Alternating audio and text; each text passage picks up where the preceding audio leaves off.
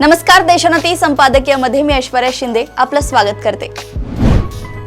भारत आणि पाकिस्तानातील संघर्ष आपण थांबवला, युद्धाच्या ऐवजी चर्चेतून प्रश्न सोडवावे, त्यासाठी गरज भासल्यास आपण मध्यस्थी करण्यासही तयार आहोत, अशी भूमिका घेणाऱ्या ट्रम्प यांच्या अमेरिकेला जागतिक शांततेबद्दल किती कळवळ आहे याचे ताजे प्रत्यंतर संयुक्त राष्ट्र सुरक्षा परिषदेच्या नुकत्याच पार पडलेल्या बैठकीतून आले आहे।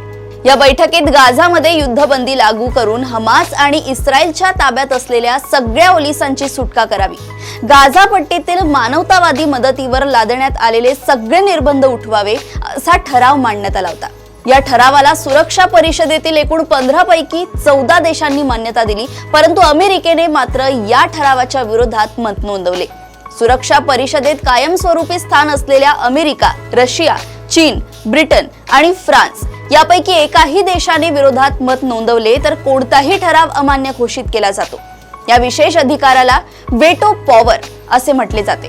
ही वेटो पॉवर या 5 देशांकडेच आहे आणि त्याचाच वापर करत अमेरिकेने मानवतावादी ठरावाला कचऱ्याची टोपली दाखवली।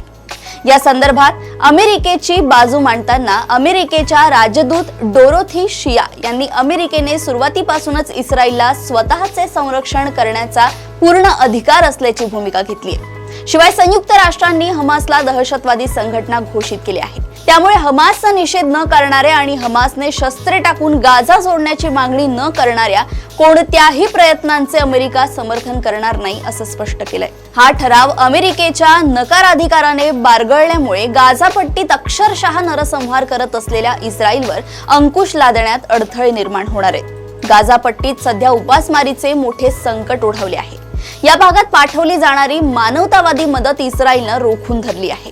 साधे अन्न मिळवण्यासाठी गर्दी करणाऱ्या गाझावासियांवर इस्रायली सैन्य गोळीबार करत आहे।